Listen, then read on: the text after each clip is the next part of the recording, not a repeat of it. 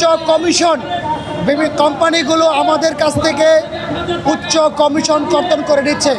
আমাদের জ্বালানি, আমাদের নিজেদের পরিশ্রম, আমাদের নিজেদের গাড়ি, শুধুমাত্র কোম্পানি অ্যাপের মাধ্যমে আমাদের সাথে যাত্রীদের কানেকশন তৈরি করে দিচ্ছে। তার জন্য 25% পর্যন্ত কমিশন নেওয়া হচ্ছে। আমরা মনে করি এই কমিশনটি 10% নামিয়ে নিয়ে আসা দরকার। পাশাপাশি এই শ্রেণীর শ্রমিকদেরকে গত 2025 শ্রমিক অধ্যাদেশে শ্রমিক হিসাবে সংজ্ঞায়িত করা হয়েছে এবং স্বীকৃতি দেওয়া হয়েছে। সেই অধ্যাদেশটি এই সংসদ অধিবেশনে পাশ হয়েছে।